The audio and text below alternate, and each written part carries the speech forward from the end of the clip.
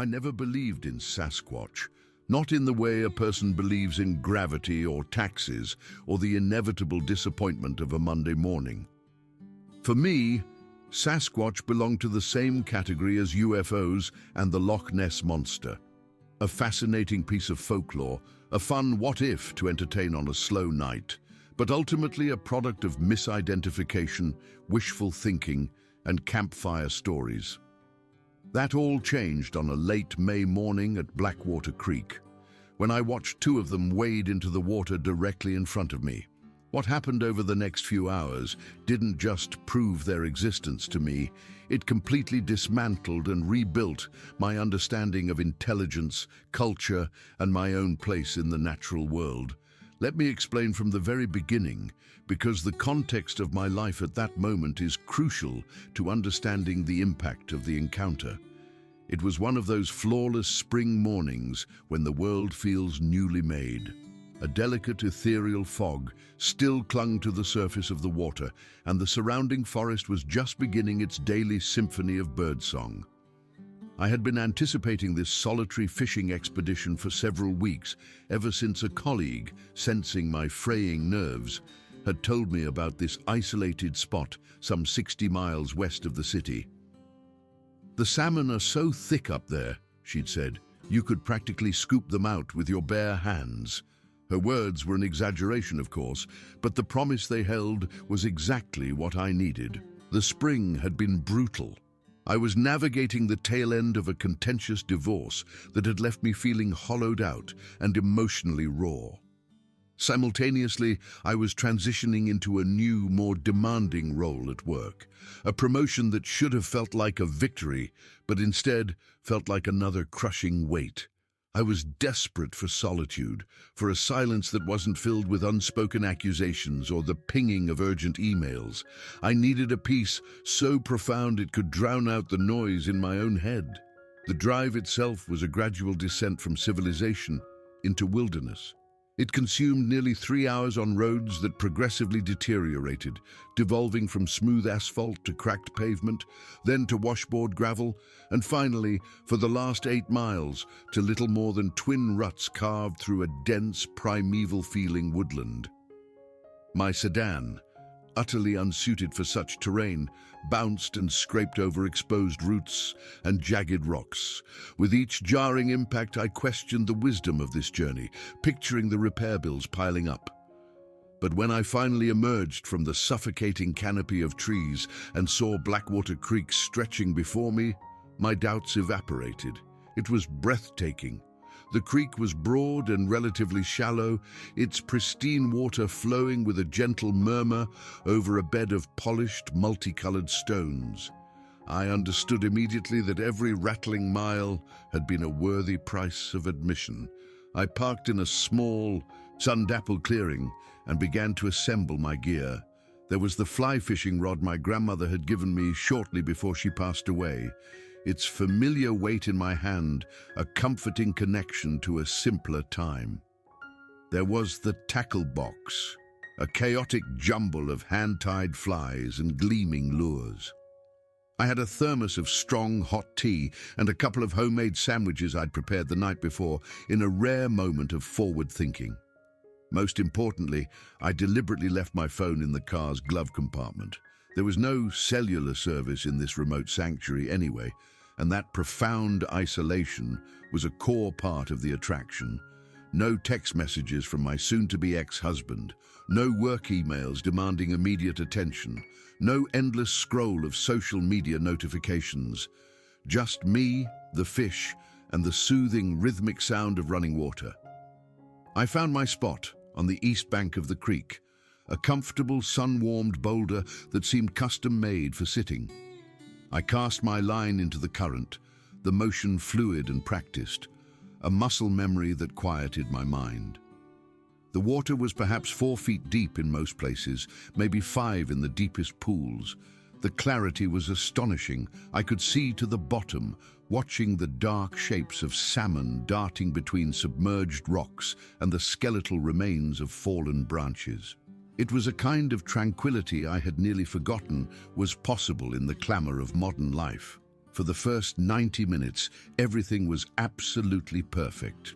I caught several small salmon, gently unhooking them and releasing them back into the cool, clear water. The sun climbed higher, gradually burning away the last remnants of the morning fog, and I slipped into that meditative state that only activities like fishing can induce, a state where your thoughts drift aimlessly like dandelion seeds on the wind and time loses its rigid structure. Then I heard it, a sound from the opposite bank. At first I dismissed it, assuming it was an elk or a deer moving through the brush.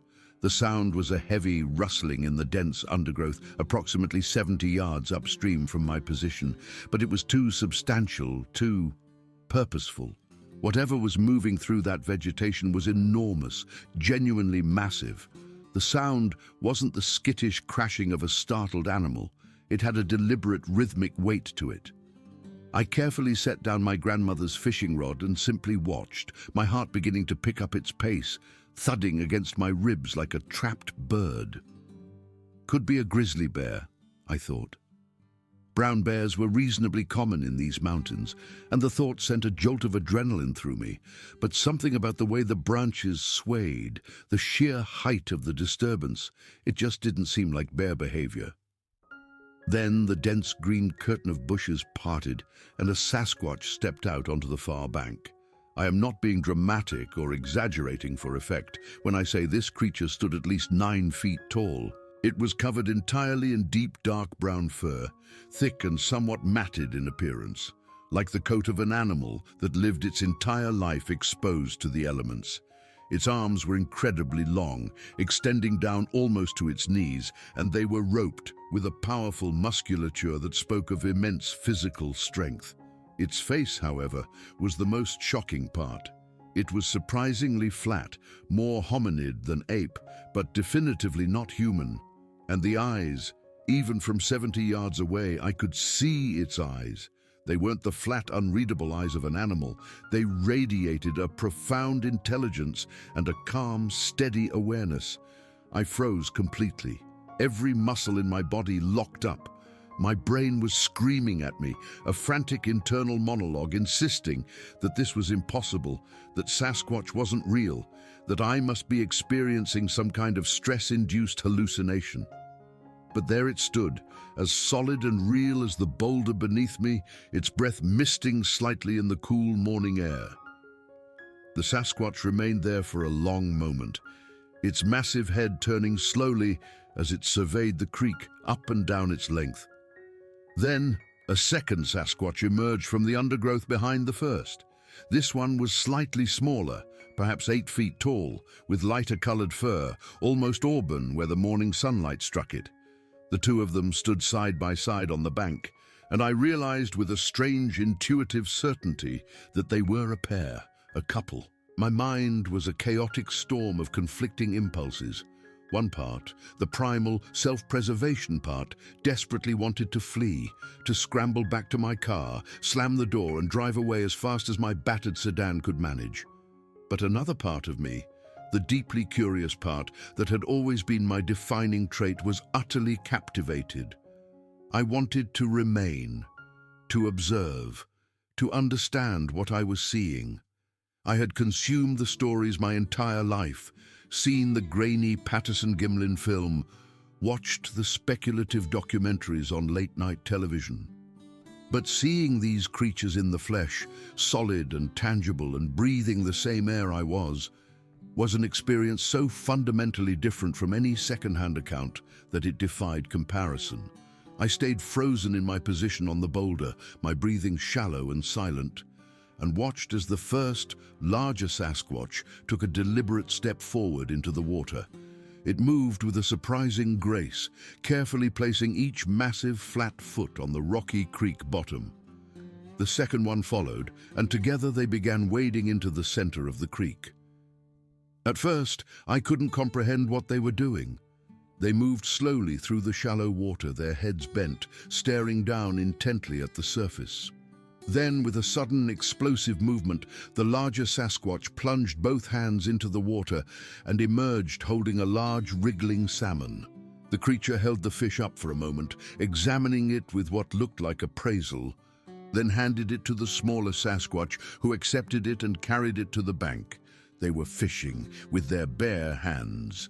I watched, absolutely mesmerized, as they moved through the water, catching fish after fish with a remarkable speed and precision that made my own efforts with a state-of-the-art fly rod seem laughably inept. Their technique was elegantly simple but incredibly effective. They would stand perfectly still, their powerful bodies blending with the shadows and the dappled light, watching the water with an unblinking intensity. Then, with a speed that seemed impossible for creatures of their size, they would strike, their hands cupping and trapping a fish against their bodies. It was like watching a bearfish, but more controlled, more deliberate, more intelligent. They worked their way downstream, methodically and efficiently, gradually getting closer to where I sat, perched on my boulder. My heart was pounding violently now, a frantic drumbeat against the quiet symphony of the creek. Part of me still screamed to run, but I was too fascinated, too deeply in the grip of awe to move. These creatures didn't seem aggressive or threatening in any way. They were simply going about their business, fishing for their breakfast as if it was the most natural thing in the world. Then the larger Sasquatch stopped and looked up. It was perhaps 40 yards away from me now, close enough that I could see individual hairs on its arms, the texture of the skin on its face, the way water droplets clung to its thick fur like tiny jewels. The Sasquatch stared directly at me, and for a prolonged, heart-stopping moment, neither of us moved a muscle. It knew I was there. It had probably known the entire time. The smaller Sasquatch, noticing that its partner had stopped, looked up as well. Now both of them were staring directly at me. My mouth went completely dry. I tried to swallow but couldn't. Everything I had ever heard about Sasquatch encounters flashed through my mind in a rapid, terrifying succession. The stories about aggression, about creatures throwing rocks or charging at people who ventured too close to their territory. But these two just stood there, watching me with a calm, unnerving placidity. They didn't appear angry or threatened. If anything, they looked curious, almost intrigued. Then they started walking again, not away from me, back into the safety of the forest, but toward me. They waded through the shallow water, coming straight in my direction. That is when genuine primal fear finally overwhelmed my curiosity. My entire body went rigid with terror. I wanted desperately to run. Every survival instinct I possessed was screaming at me to jump up and bolt for my car, but I forced myself to remain still. You never run from a predator. That's what every wilderness guide, every nature documentary always says. You never run because that triggers their chase instinct. And looking at these two, there was no doubt whatsoever in my mind that they were apex predators. They were massive and powerful, and if they wanted to catch me, I wouldn't stand a chance. So I stayed frozen on my boulder, a statue of terror, watching as they got closer and closer. They reached the middle of the creek, maybe 20 yards away now. Then they stopped at the edge of the water on my side of the bank. The larger Sasquatch lifted its head and started sniffing the air with long, deliberate inhalations, its broad nostrils flaring. It was scenting me, I realized, analyzing my smell. The smaller Sasquatch did the same. Both of them, standing there at the water's edge, testing the air like wolves picking up a scent trail. I held my breath. Sweat was running in cold trickles down my back despite the cool morning temperature. My mind raced frantically through my options. Should I run anyway? Should I try to make myself appear larger and more threatening? Should I shout? Attempt to communicate somehow? Nothing in my life, nothing in the collective experience of modern humanity had prepared me for this situation. Then the larger Sasquatch did something so completely unexpected, it shattered my fear into a million pieces of disbelief. The creature reached down into the water, caught another salmon with one swift, fluid motion, and held it up toward me. It extended its arm fully, the silver fish dangling from its enormous hand, clearly unmistakably offering it to me. I stared at the creature in absolute, stupefied disbelief. Was this really happening? Was a Sasquatch actually offering me a fish? The smaller Sasquatch made a soft sound, a low, guttural noise that was almost like a grunt or a hum, and gestured with its head toward the fish as well, as if encouraging me to accept the offering. My hands were shaking as I slowly, carefully stood up from my boulder. Every movement felt perilous, like I was walking on thin ice that could shatter at any moment. The Sasquatch didn't move, just kept holding out that fish, waiting patiently for me to respond. I took one careful step forward, then another. The creatures remained still, watching me intently but not aggressively. When I was about 5 feet away, close enough to smell their musky, earthy scent, a smell of wet fur, damp earth, and pine needles, I reached out with both hands and carefully accepted the fish from the larger Sasquatch. The creature's hand was enormous, easily 3 times the size of mine, covered in thick, coarse fur but surprisingly dexterous. As my hands briefly brushed against its hand during the transfer, I felt the warmth of its skin, the undeniable reality of this impossible being. The Sasquatch made a low, rumbling sound in its chest, a vibration I felt as much as heard, which might have been satisfaction or approval. Then it turned and waded back into the water. The smaller Sasquatch followed, and together they continued fishing, occasionally glancing back at me as if to make sure I was still there. I stood on the bank holding that salmon, my mind completely overwhelmed. What had just happened? Had I just had a friendly, peaceful interaction with a Sasquatch? It had offered me food, a gesture of peace, a sign of non-aggression, maybe even friendship. And I had accepted it. I looked down at the fish in my hands, still alive and wriggling. It was real. This was all real. I wasn't dreaming or hallucinating. I carefully placed the salmon in my cooler with the block of ice I'd brought, then stood watching the creatures continue their fishing. After several minutes, the larger Sasquatch looked at me again and made a gesture, a sweeping motion with its hand that clearly meant, "Come here." It was inviting me to join them in the water. My rational mind was shouting that this was insane, that I should not get any closer to these wild, powerful creatures, that I was already taking enormous, unquantifiable risks. But something deeper, some instinct I didn't fully understand, told me to trust this moment, to see where it led. I took off my boots and socks, rolled up my pants, and waded into the creek. The water was shockingly cold, fed by snowmelt from the high mountains. The rocky bottom felt smooth and slippery beneath my bare feet. The Sasquatch watched me approach, and when I was about 10 feet away, the larger one made that same gesture again, this time pointing down at the water. It was showing me something, teaching me.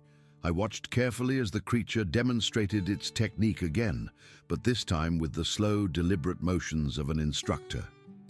Stand very still. Watch the water. Wait for a fish to swim close. Then strike quickly with both hands, cupping them to trap the fish against your body. Then it stepped back and gestured for me to try. I positioned myself where the creature had been standing, feeling ridiculous and terrified and exhilarated all at once. I stared down at the water, watching the fleeting shadows of fish moving beneath the surface.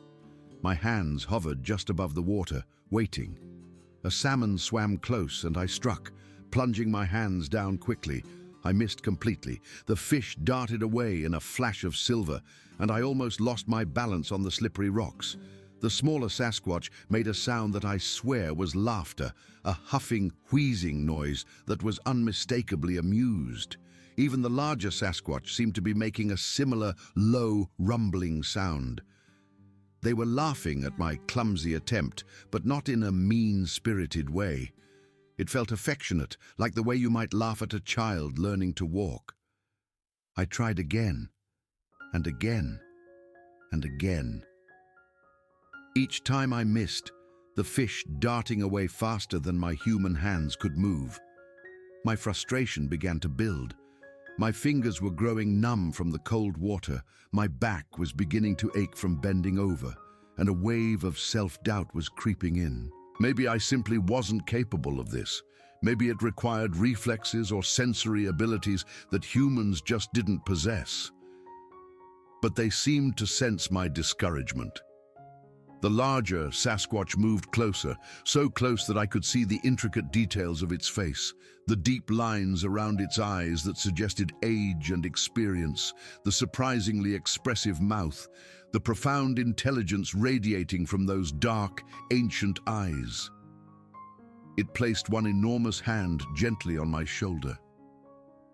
I felt the sheer weight of it, the warmth even through my shirt, and the obvious care being taken not to hurt me despite the creature's tremendous strength. It was a gesture of encouragement, of patience, of belief in my ability to succeed. The creature then demonstrated the technique yet again, but this time it broke it down even more carefully. It showed me how to position my body, leaning slightly forward to reduce the distance my hands needed to travel. It showed me how to watch not just the fish, but the way the light refracted through the water, how to account for that visual distortion. It showed me how to relax my shoulders and arms so the strike would be fluid rather than tense and jerky. Most importantly, it showed me how to breathe, taking a deep, calming breath and holding it just before striking, which steadied my body and sharpened my focus. I watched carefully, absorbing every detail. Then I positioned myself exactly as it had shown me, adjusted my breathing, watched the water with a soft focus rather than intense staring, and waited. A salmon approached. I tracked its movements smoothly, anticipated its path, took a deep breath and held it, then struck with fluid motion toward where it would be, rather than where it was. My hands closed around something solid and wriggling and very much alive. I had caught a fish. I lifted it out of the water with both hands, hardly daring to believe I had actually succeeded. The Sasquatch made loud vocalizations that echoed across the creek, sounds of genuine celebration and approval.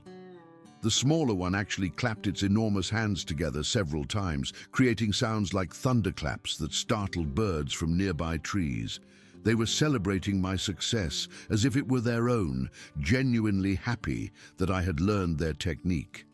I felt a surge of joy and pride that was completely out of proportion to the accomplishment. It was just a fish, but it represented so much more. It represented a connection across a species divide that was supposed to be impossible. It represented their patience and my persistence, their generosity and my openness. That fish was a symbol of everything remarkable about this encounter. For the next hour, we fished together. The experience transformed from terrifying to comfortable to genuinely joyful. The three of us standing in that cold, clear creek, catching salmon with our hands. The Sasquatch were far more skilled than I, catching 10 fish for everyone I managed. But they were patient teachers, occasionally offering a gentle adjustment to my positioning or a soft grunt of encouragement. We didn't speak a common language, but we communicated perfectly through gestures and shared understanding. When we had caught enough fish and my hands were completely numb, the larger Sasquatch gestured toward the bank. We all waded out together. Then, instead of returning to their side of the creek, they led me upstream along the bank. I followed without hesitation. My fear had completely evaporated, replaced by a profound curiosity and something that felt like trust. These beings had shown me nothing but kindness. Whatever they wanted to show me, I was willing to see. We walked for perhaps 20 minutes through increasingly dense forest, the Sasquatch moving with surprising grace through the undergrowth. They navigated the obstacles effortlessly, barely making a sound, while I crashed along behind them, snapping branches and stumbling over roots. The forest grew quieter as we walked deeper, the sounds of the creek fading behind us. The canopy became thicker, filtering the sunlight into a green, cathedral-like twilight. The air smelled of moss and decay and growing things. I found myself hyper-aware of every detail, knowing I was experiencing something extraordinary. Eventually, we arrived at a small clearing deep in the forest.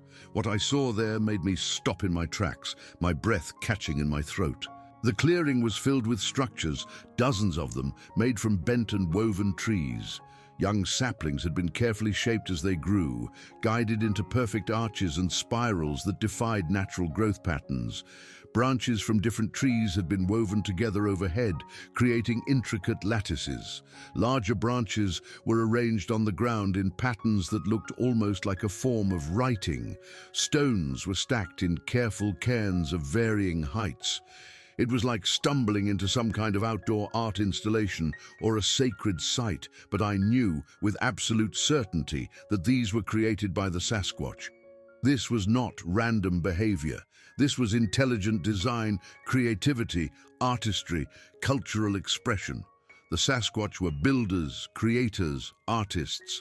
The larger one picked up a thick branch and demonstrated its strength by bending it into an arc, then pointed to various structures, making soft vocalizations as if explaining their purpose. I walked carefully through the clearing, examining the structures with a feeling of deep wonder and respect. The smaller Sasquatch led me to the center of the clearing, where a circle of large stones had been arranged around a flat rock that served as a kind of seat. It gestured for me to sit, and I did, settling onto the stone with a sense of reverence. Both Sasquatch sat down as well, one on either side of me. For a long moment we simply sat together in the quiet of their sacred place. It was one of the most peaceful and profound moments of my life. The smaller Sasquatch reached out slowly and gently touched my shoulder. A brief, deliberate contact that felt like an expression of friendship. I looked into its eyes and saw an intelligence so staggering and humbling it brought tears to mine. This was not an animal, this was a person. We stayed in that clearing for another hour, simply existing together in peaceful companionship. Eventually, the larger Sasquatch stood up and looked toward the direction we had come from. It was time to go. They escorted me back to the creek, back to the boundary between their world and mine. When we reached the bank where my gear still sat on the boulder, they stopped. The larger one turned to face me. I wanted to say thank you, to express my gratitude, but I had no words they would understand, so I simply placed my hand over my heart and bowed my head slightly. The Sasquatch seemed to understand. It placed its enormous hand over its own chest, mirroring my gesture, then turned and waded back into the creek. The smaller one did the same, offering me one last look before following. I watched them fish their way back upstream until they disappeared around a bend. Then I sat down on my boulder, my legs suddenly weak and shaky. I had spent the morning with Sasquatch. I had learned to fish with my bare hands. I had been welcomed into their territory, shown their creations, and accepted as a friend. It was impossible, it was real, and it had changed me forever. The drive home was a blur. My mind was spinning, trying to integrate this experience into my understanding of reality. Sasquatch were real. They were intelligent, social, creative beings. They could be friendly, even generous. Everything I thought I knew about the world had been turned upside down. When I arrived home, I knew I couldn't tell anyone. Who would believe me? I had no proof, just a cooler full of fish and a story that sounded like a fantasy. Worse, if people did believe me, they would flock to Blackwater Creek. Scientists, hunters, tourists, they would destroy that pristine sanctuary and threaten the peaceful existence of the beings who had shown me such kindness. I couldn't let that happen. They had trusted me. Betraying that trust was unthinkable, so I kept silent. The secret became mine to carry, a beautiful, heavy burden.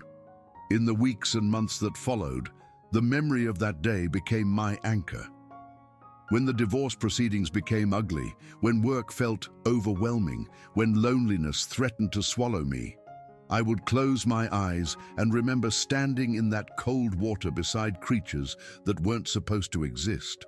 I would remember their patience, their laughter, their quiet companionship. The memory changed me. I became more patient, more observant, more willing to accept that reality contains mysteries beyond our current understanding. I became a fierce advocate for protecting wild places, understanding now that they harbor secrets we can't even imagine. Several years have passed since that morning, but the memory hasn't faded. If anything, it has grown more precious with time.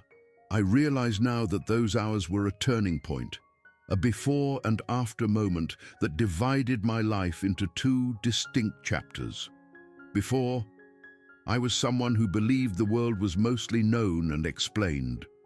After, I became someone who understands that the world is filled with far more mystery than certainty, that we share this planet with other intelligent beings whose lives and cultures exist parallel to our own. I never went back to Blackwater Creek.